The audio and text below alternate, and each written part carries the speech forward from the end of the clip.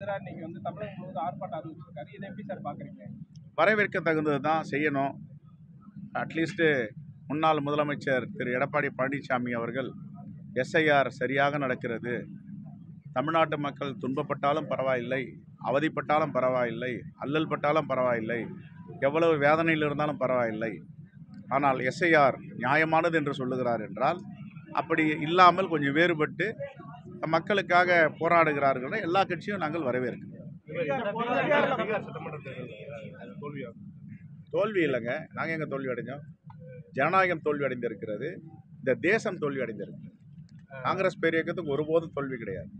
காங்கிரஸ் பேர் இயக்கம் மக்களுக்கான இயக்கம். 140 ஆண்டுகள், ஒரு ஆண்டு, 2 ஆண்டு, முக்கால் நூற்றாண்டு, ஒரு நூற்றாண்டு இல்லை, 140 ஆண்டுகள் இந்திய தேச மக்களுக்காக குரலாகவும் முகமாகவும் இருக்கின்ற இந்திய காங்கிரசுடைய பேரியக்கம் இன்னும் வலிமை பெற்றிருக்கிறது. தேர்தலில் எங்களுடைய கட்சி என்பது 1885ஆம் ஆண்டு துவக்கப்பட்ட போது அதிகாரத்தை நுகர வேண்டும், ஆட்சியில் அமர வேண்டும் என்ற நோக்கம் மட்டும் கிடையாது.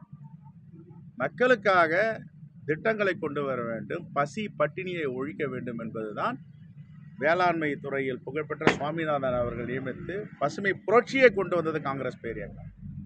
எல்லோருக்கும் பால் கிடைக்க வேண்டும், வெண்மை புரட்சியை கொண்டு வந்தது. கிராமங்களில் உள்ளவர் எல்லோருக்கும் அதிகாரத்தை பெற்றுத்தர வேண்டும், பஞ்சாயத்து ராஜ் நகர்பாலிகாவை கொண்டு வந்தது. ஆகவே ரைட் டு ஃபுட், உணவு பாதுகாப்பு திட்டம், உரிமை திட்டம், ரைட் டு எஜுகேஷன், எல்லோருக்கும் கல்வி, ரைட் டு இன்ஃபர்மேஷன், எல்லோருக்கும் தகவல் பரிமாற்றம் கொண்டு வந்து காங்கிரஸ் பேரியக்கம். எதுக்காக கொண்டு வந்தது? இந்த தேச மக்களை மகிழ்ச்சியோடும், இந்த மக்கள் எல்லா உரிமையோடும் இந்த தேசத்தில் வாழ வேண்டும் என்றுதான் வாக்குரிமையை பெற்று தந்தது.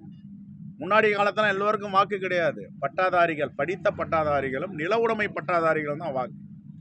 ஆனால் காங்கிரஸ் பேரியக்கம் தான் அரசியலமைப்பு சட்டத்தை புரட்சியாளர் அம்பேத்கருடைய தலைமையில் எழுத வைத்து எல்லோருக்கும் வாக்குரிமை என்ற அந்த வாக்கு அதிகாரத்தை பெற்று தந்தது காங்கிரஸ் பேரியக்கம்.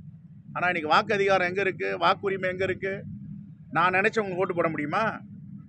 என் கிராமத்தில் வந்து எல்லா சமூகத்தை சார்ந்தவங்களும் இருக்காங்க. இஸ்லாமியர் இருக்கார், கிறிஸ்தவர் இருக்கார், பார்சி இருக்காங்க, சீக்கியர் இருக்காங்க, பௌத்தர் இருக்காங்க, பட்டியலின மக்கள் இருக்காங்க, பழங்குடியின மக்கள் இருக்காங்க, இஸ்லாமியர்கள் இருக்காங்க, கிறிஸ்தவர்கள். ஓட்டு போட முடியுமா?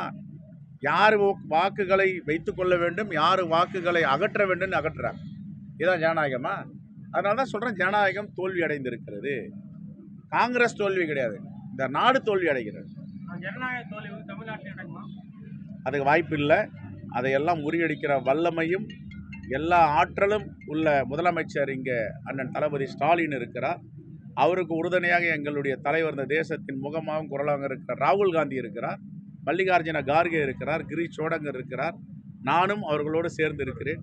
இதை ஒருபோதும் அனுமதிக்க மாட்டோம். ட்ரெண்டை ஃப்ரெண்ட் ஆக்கிக்கோங்க. தந்தி டிவியின் சப்ஸ்கிரைபர்ஸ் அண்ட் ஃபாலோவர்ஸ் குடும்பத்தில் நீங்களும் இணையுங்க.